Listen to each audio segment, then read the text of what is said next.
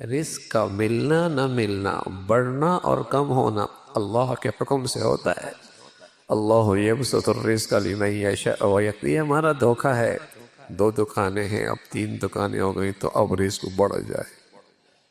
نہ چاہے تو ایک دکان سے اتنا دے دے جو 3 دکانوں سے ملتا ہے، اور دینا چاہے نہ دینا چاہے تو 10 بھی بن جائیں، وہی ملے گا جو اس کا حکم ہے، وہی حکم جو اس کا حکم ہے۔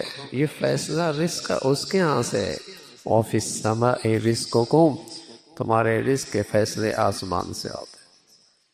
ایک ڈاکو رات کی، ایک چور رات کی تاریکی میں دیوار کے اوپر پھنانگنے لگا، اندر سے آواز آئی وَفِي السَّمَاءِ رِزْقُكُمْ، جانتا تھا، قرآن جانتا تھا، کھڑا ہو گیا، کہنے لگا میں اپنا ایمان بھی خطرے میں ڈال رہا ہوں، جان بھی خطرے میں ڈال رہا ہوں، رزق تو آسمانوں پہ ہے، کیوں نہ ہو آسمان والے سے رابطہ کر لیا جائے۔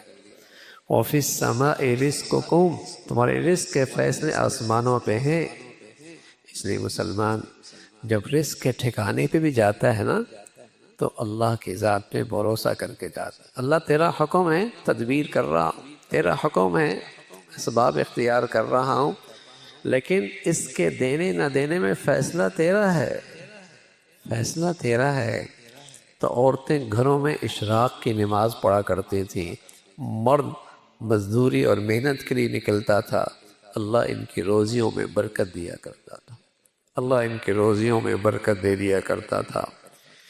تو یہ حکم ہے اللہ کا کہ دنیا میں اسباب اختیار کرنے ہیں۔ پرندہ ہے نا، چاہے تو گھونسلے کے اندر بھی اللہ اسے رزق پہنچا دیتا ہے، لیکن اسباب کی دنیا میں وہ فضا میں اڑتا ہے اور جا کے اپنا رزق تلاش کرتا ہے، لیکن اسے پتہ ہے کہ روز کی روزی اسے ملتی ہے، کہیں اس کا ذخیرہ نہیں ہے، کہیں اس کا گودام نہیں ہے، روز پیٹ بھر کے واپس آتا ہے۔